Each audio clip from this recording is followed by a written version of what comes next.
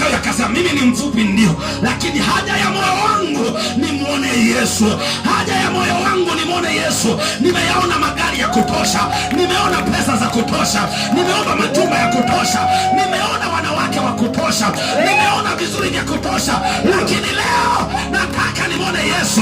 Ndio maana Zakayo alikuwa na hela, alikuwa na nyumba, aliviona vingi, akasema leo nataka nimuone Yesu. Kando ya njia, naye aliposikia ya kwamba ni Yesu Mnazareti, alianza kupaza sauti yake na kusema mwana wa Daudi, Yesu unirehemu. Na wengi wakamkemea ili anyamaze. Lakini alizidi kupaza sauti, mwana wa Daudi unirehemu. Yesu akasimama, akasema mwiteni. Wakamwita yule kipofu, wakamwambia jipe moyo, inuka, anakuita. Ishia kwanza hapo. Bwana Yesu asifiwe sana. Nimesema kwamba Yesu peke yake ndiye jibu, ndiye tulizo la kweli la mwanadamu au la muamini. Haleluya. Katika dunia ambayo tunapita, ambayo tunaishi, tunakutana na mambo mengi. Amen.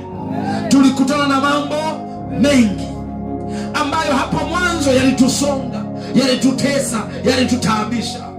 Mambo mengine ambayo yalitutesa mara kadhaa tumesema ya kwamba ni mambo ambayo ilikuwa ni aibu hata kuyasimulia kwa watu. Ulikuwa huwezi hata kuyasema kwa mtu. Tunaishi kwenye dunia ambayo kuna watu wanalala usiku, wanateseka, wanaumizwa, hawalali usingizi. Usiku kucha unakuwa ni usiku kama wa mnamu, ndoto mbaya, ndoto za kutisha. Bwana Yesu asifiwe. Tunaishi kwenye dunia ambayo watu wanapita, unahisi kama hii dunia yote imekulemea wewe. Haleluya, haleluya. Na baadhi ya mambo ambayo hata sisi hapo kabla yalitukuta. Kuna wakati unaweza kumwona mtu anajiuza, ni malaya, kahaba, mlevi, familia haimuelewi, yeye mwenyewe hajielewi. Unasema huyu mtu hana akili. Sio hana akili, ni kwa sababu dunia imemlemea, ni kwa sababu dunia imemkandamizia, dunia imemkalia. Nimekuambia mambo mengine ambayo sisi ilikuwa ni vigumu hata kuyasema, ilikuwa ni ngumu hata kuyasimulia. Wewe ni ngumu mkute mtu leo mtaani anakuambia mimi usiku ninapolala, usiku ninaminywa, na majiki yananijia, yanazidi na mimi kwenye ulimwengu wa roho, yale mapepo ya ukahaba yanalala na mimi. Ni ngumu mtu kukuambia. Ni mambo ambayo hata mtu kwenye ndoa hawezi kumshirikisha mke wake au mume wake. Haleluya. Lakini jioni ya leo Mungu ametuagiza tena tuje kukukumbusha, tuje kukwambia ya kwamba Yesu Kristo peke yake, yeye ndiye jibu la kweli la muamini au la mwanadamu. Tunamwona mtu mmoja anaitwa Bartholomayo. Haleluya. Tunamwona mtu mmoja anaitwa Bartholomayo. Nimesema mara kadhaa ya kwamba katika msafara wa Yesu, Yesu aliponya watu wengi, Yesu alifufua watu wengi. Kabla sienda kwa Bartholomayo, Yesu aliwahi kwenda kumfufua mtu mmoja anaitwa Lazaro. Lazaro ambaye amekufa, amekaa kaburini siku 4. Hiyo ni habari ya amini na kweli. Nilikwambia tunapolitaja jina la Yesu, sio habari za kutunga, sio habari za kuandikwa kwenye makaratasi. Hapana, Yesu ni jina hakika, ni jina la kweli, tumelithibitisha. Na ndio maana unaweza ukataja jina la Maria, ukataja jina la Trump, ukataja jina la Magufuli, ukataja jina la Kikwete, ukataja jina la baba yako, ukataja jina la mama yako, mapepo hayawezi kupiga kelele. Wachawi hawawezi kupiga kelele. Wachawi hawaogopi jina la Musa, hawaogopi jina la Petro, hawaogopi jina la Ibrahimu, hawaogopi jina la Mariamu, hawaogopi hata ukisema Bikira Maria mama wa Yesu. Mapepo na wachawi hawaogopi. Lakini ukilitaja jina la Yesu, ukitaja jina la mwanaume Yesu, mapepo yanapiga kelele, majini yanapiga kelele, yanakimbia, wachawi wanapiga saluti, vinyamikela vinapiga saluti, waganga wanapiga saluti, kwa sababu umelitaja jina lipitalo kila jina kwenye ulimwengu. Na ndio maana kitabu cha Matendo ya Mitume kinaandika, kinasema kuna wokovu mwingine. Anasema hakuna jina jingine litupasalo sisi kuokolewa kwalo isipokuwa nani? Jina la Yesu. Bwana Yesu asifiwe sana. Unaona, Yesu anakwenda kumfufua Lazaro, lakini Yesu hakwenda tu kumfufua Lazaro. Kwanza taarifa inakuja akiwa kwenye makutano, watu wanamjia, wanamwambia, Bwana, yule rafiki yako Lazaro, yule rafiki yako ni mgonjwa sana, amezidiwa. Na tulie. Baadaye, Bwana, mzee ameshafanya nini? Ameshakufa. Yesu anasema, haya sasa twende. Bwana Yesu asifiwe sana. Wanaambia, Bwana Yesu, unaenda kufanya nini? Kwa sababu huyo mtu ameshakufa. Kiroho, yani kuna kinyume nyuma, kuna watu wanasema, yani wewe Bwana, wewe si una akili gani? Wewe tunajua unaweza kufufua na tulikufuata. Unaweza kuponya mtu akizidiwa hoi hoi, lakini haukwenda. Unajifanya anaenda achana hiyo mameni. Sema tu kwa sababu alikuwa na upako na nguvu na kuogopya, kwa hiyo wanaogopa kumwambia. Lakini walimwona kama Yesu ni mwenda wazimu anapoenda kwa Lazaro. Lakini Yesu anakwenda kwa sababu ameitwa. Nisikia vizuri hoja yangu hapo? Haleluya. Sikia vizuri, Mungu anataka kuambia jambo. Anakwenda kwa sababu amefanya nini? Ameitwa. Akachukua hatua, akaenda baada ya kuitwa.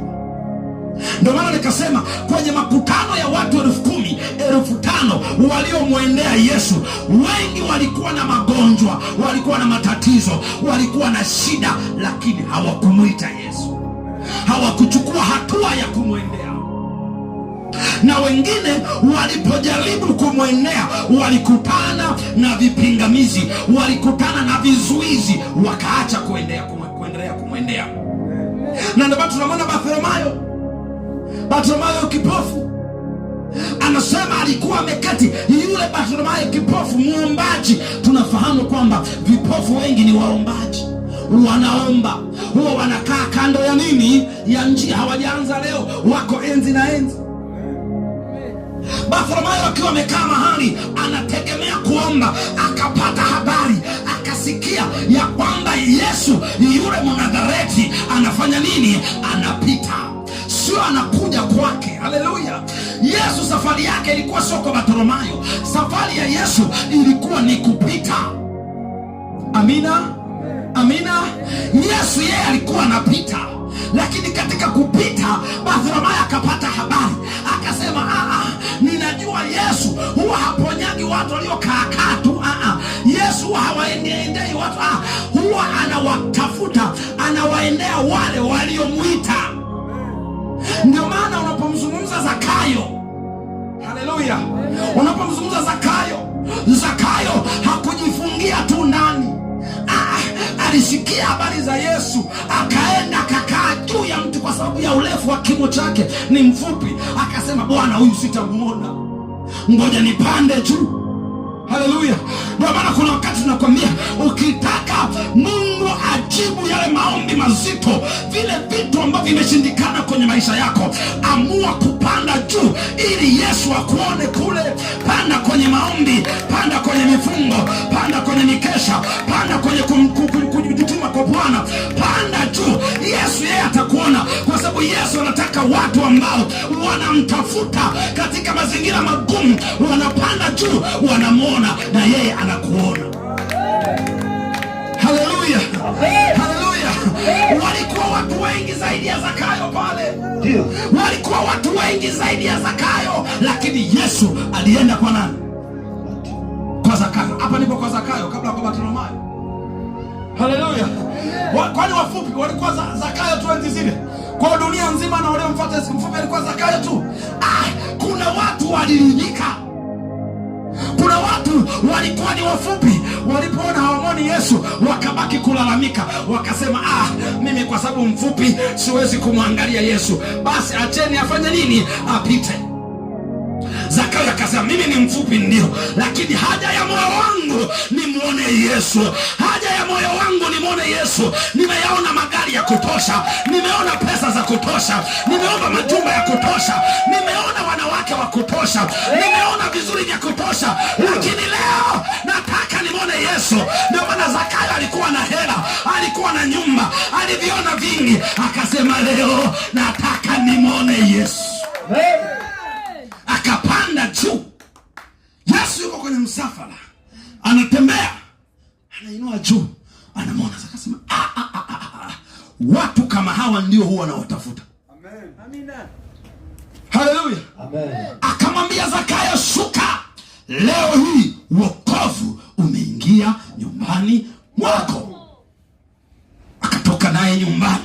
Na Zakayo kwa kuwa ilikuwa ni haja ya moyo wake, Yesu alipofika nyumbani akasema, sasa Bwana, mimi wote leo wadhulumu na warudishia fedha zao zaidi ya baraka zao, mimi nawarudishia, nimeamua kuokoka. Kwa nini? Huyu mtu alipanda ili amwone Yesu. Na ndio maana mtu anayekuja kuokoka kanisani, mwenye kusudi la kumwona Yesu, akikutana na Yesu anaokoka.